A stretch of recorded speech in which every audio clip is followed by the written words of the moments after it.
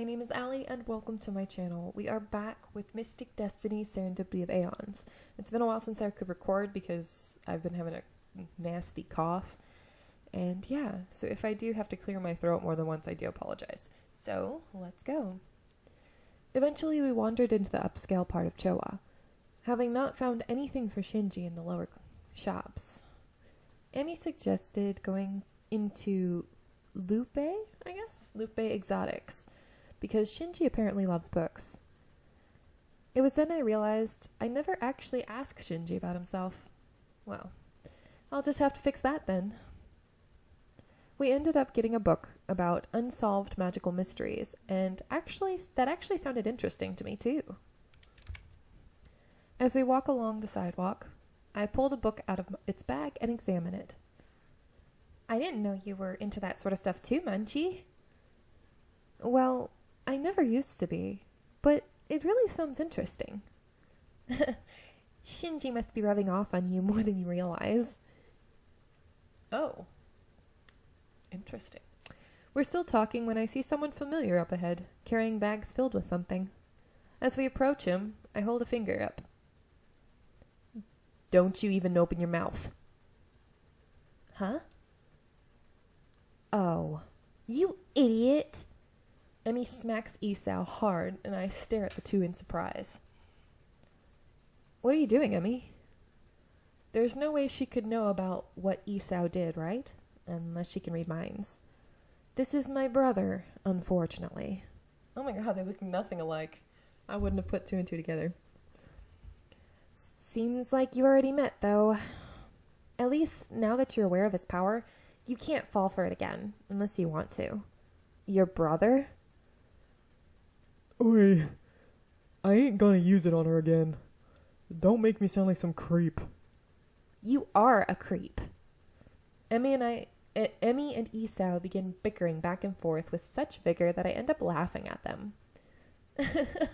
You guys are pretty funny.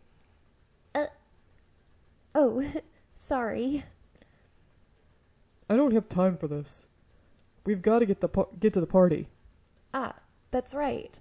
The party is going to be at Isao's bar, Munchie. Oh, alright, cool. Do you mind if we stop to get some wrapping paper and stuff for the book? Sure, we've got enough time for that. With that, Emi, Isao, and I head off in the direction of Yoru. When we arrive inside the bar, I'm surprised to see Shinji and Sho already there, helping set up things for the party. I excused myself for a bit and wrapped the book for Shinji, hoping to find the right time to get it to him later. Afterward, I help with the party preparations, doing things like setting up snacks and making sure there's enough napkins. But I don't get to speak much with Shinji since everyone is here busily moving around. After Takumi comes in dragging Tatsuya along with him, of all people. Hey, what's up, Munchie? Hey, Taku. Oh, what's that you're carrying, Tatsuya? Mother made me bring some food. Trust me, it's really good stuff. Where should we put it? I direct the boys to the counter and go back to setting up. The party gets underway a few minutes after that when Isao turns on some music and we finish the preparations. Isao and Shinji start handing out drinks, and within a half hour, mostly everyone seems to have loosened up and is a little tipsy. At some point, Takumi and Shinji disappear, saying only that they're going out for a smoke. We'll be up on the roof if you need us, okay? Well, alright. I try not to frown and judge, but I can't help it. The Taku I knew wasn't that kind of person. And Shinji, well, I guess after what I heard, I'm not surprised that he's into that sort of stuff. Something clicks in my mind, and I think back to the time on the roof, when Shinji tossed something to Takumi. Could that have been it? I wonder why he had to have Shinji get him cigarettes, though. The party goes on, and eventually Shinji comes and finds me, to my surprise. Hey, Munchie. Enjoying yourself? Well, yeah, actually, though I didn't think I would. Whoa! Can't do his voice and yell. It doesn't work that way. Especially with my throat like this. Not fun. We're interrupted by a drunk and half-naked Takumi. What? Passing by right in between us. Sorry, I can't even read because it caught me off guard. Half-naked Takumi. What is he doing? I only catch a flash of his surprisingly muscular thighs. Oh my god. Before Shinji puts down his drink and says, "Excuse me." I watch with my mouth hanging open as Shinji chases Takumi down. Oh my god, I can't stop laughing. I'm trying to read it, but I'm laughing so hard. Corners him and talks him back into wearing his pants. Oh my god. Oh my god, I'm so sorry, but I think that's hilarious. Oh my god, is his route going to be this exciting or something? I can't actually hear what he says, but Takumi forlornly pulls his pants on a few minutes later and Shinji walks back over to me. Sorry about that. It's not actually the first time it's happened, so I guess I should have been more prepared. That's all right. But do you mind if we talk somewhere quieter in private? Oh, okay, sure. Let's go to the roof then. I'll meet you there then. I need to get something. Shinji nods and heads off on his own while I dash to the place where I left the gift and grab it.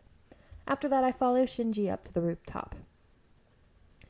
We sit down together by one of the fences overlooking the city. Shinji looks at me curiously. So, what's up? Well, I decided to just go for it. You little shit. You didn't tell me your birthday was this month. Oh my god, you go, girl. I take the wrapped book from my bag and practically shove it at Shinji. I note Shinji's surprise as he takes the book and carefully unwraps the paper. He looks even more surprised when he sees the book's cover. He gently touches the cover and glances at me. Where did you find this? I've been planning on researching this topic, actually. I heard this book was one of the best on the subject. Shinji opens the book and looks down at a page. Did you know the author of this book personally sought out the information herself? She's probably the only real authority on this subject. I giggle at his passionate words. Wow, he's so cute. I never knew he could get like this. Oh. Shinji awkwardly coughs. I'm not going to cough, because if I do that, I'll actually go into a coughing fit. Thanks for the book. You didn't need to get me anything, but I really appreciate your gift. It's wonderful. I had no idea how adorable he could be. Shinji looks through the book a bit longer, while I gaze at the sky. Finally, he turns to me. Do you want to stay on the roof for a bit longer? It's more peaceful here than down below. Sure. Hang on. I'll go bring us some food from below. Shinji gets up and quickly goes downstairs to the party while I wait for him, content. Before I know it, he's back with some hot drinks and a tray of snacks that we can share. Oh, it's a CG. Interesting. Shinji sits beside me and we admire the lights of the city quietly together. Just sitting next to him as we chat about just normal everyday stuff makes me feel so relaxed. But then, somehow as I begin to feel closer to Shinji, things I'd kept locked up inside of myself threaten to spill out.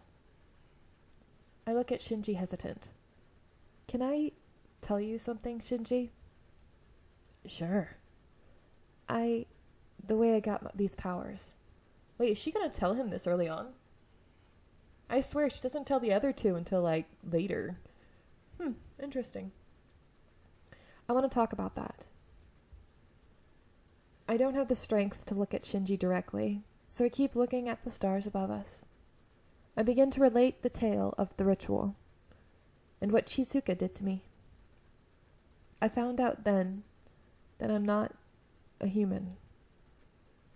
I know. The real reason I was staring at you on that day was because your aura looked so unusual. When I took a closer look, I realized you weren't human, or like anything else I'd seen before. Why didn't you just say so? All this time that you already knew? Just because I can see such things doesn't mean that it's any of my business. Your secrets are your own, and I would never bring something like that up to anyone, even you. Especially since you hadn't ever mentioned it to me before. I guess that makes sense. Before Shinji can say anything, I start talking again. When I found out you weren't human, it actually made me think of my own situation. I realized that I was trying hard, maybe harder than I realized, to just not think about it, and to keep on living. Oh, she's crying. I didn't realize that. But everything that happened with you brought it all back. It's not something I can ignore anymore. Shinji reaches to wipe the tears I didn't know I had from my face. I turned to look to him. I don't really know how to comfort you. I don't know how to help ease your pain. When Shinji says that, I feel so lonely that something in me like a dam breaks and I start sobbing. Oh, my heart. Shizuka told me I'm a homunculus. And I'm afraid. I'm so afraid that I'm just a copy of Shizuka. I'm afraid of what that means for my life. What if I'm just living my life the way I have because of Shizuka? What if I'm just repeating everything that Shizuka has already done? Have I actually ever really made any decisions on my own? Why can't I talk? Am I even real? I choke a sob back and manage to mumble one last thing. All this time, I thought she was my mother. But what if I'm just some doll for Shizuka to throw away her unwanted curse on? Shinji's expression is a pained reflection of my own before he reaches out and pulls me into a tight hug. I'm so surprised that my sobs stop, and I look up at him, my hands on his chest. Aw, I wish it shows that. I want to see him hugging me. His strong arms hold me close and his warmth feels so nice. I look up into his brown eyes, noting all the little things about his face that I can see from up this close. Then I rest my head on Shinji's chest as he rubs my back. Tears quietly fall down my face again. I can't see him, but I can hear his gentle words. The devastation, the shock of finding out that you're not something you thought you were all your life is immense. It's so crushing in the realization that what you've thought all your life was a lie. Do I even have a soul? A copy like me? Am I anything? Am I worth anything? Shinji gently lifts my face to look up at me. Shinji gently lifts my face to look up at his. Our face is almost close enough to kiss. Oh, he's smiling. He looks back down at me, frowning, and almost whispers his next words. You have one of the most beautiful souls I've ever seen. Aw, he's so sweet. You are auroral? I guess you could say that. Oh. A doll wouldn't have a soul, and certainly not such a beautiful one. You can't change your past, but you can at least build your own future. A future that you want. What if what I want is what Shizuka would have wanted? You should at least be able to trust in yourself, believe in yourself. And if you happen to want something or like something that Shizuka would have, then so be it. You said it yourself, and Shizuka said it too. A homunculus is a physical copy, so you may be similar in body, but that's where the similarity ends. Your mind and soul are your own. What Shinji says starts to settle over my mind like a warm blanket, soothing some of the pain I've held out onto for so long. The idea that all of my fears are for nothing, that I am my own self. It sinks into my mind and I start to feel relief for the first time in months.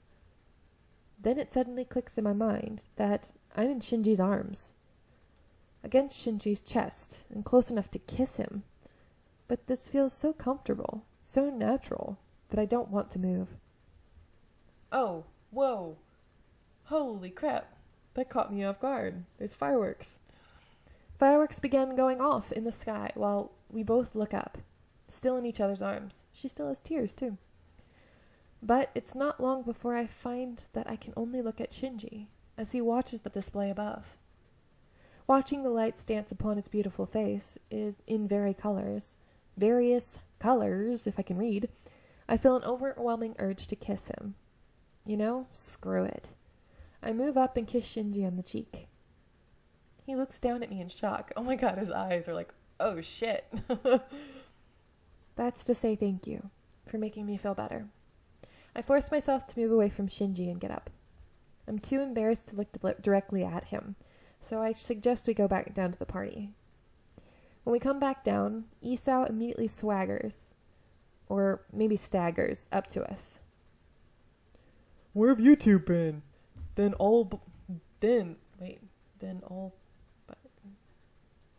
Off by your lonesome? That sounds weird. Oh, you know, just off having wild sex as a virginal sacrifice to summon an ancient evil. Whoa, girl. Wait, what? I glance at Shinji, who seems amused. Oh my god. Is that so? Well, I know that's a lie because that ship has sailed for Shinji. It sailed for me too, so I can't say much there. True enough, but it doesn't actually preclude the wild sex part. I can't read. Are you saying you guys were seriously rutting up there on the roof? I've never heard of that word, rutting. I've never heard that used like that. What? You were? No. We were just kidding.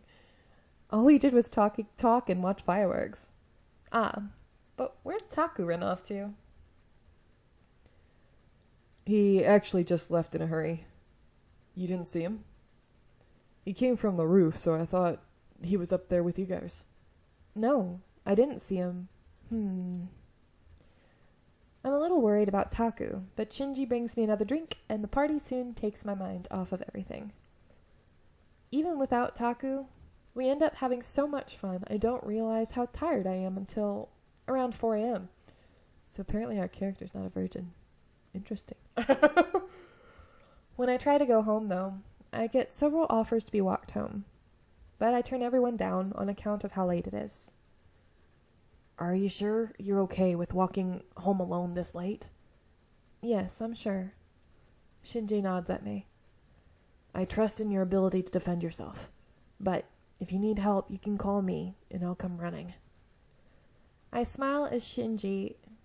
I smile as always at Shinji's kindness and say my goodbyes for the night. For real this time. With new fun-filled memories, I leave the Fox's Tail Bar.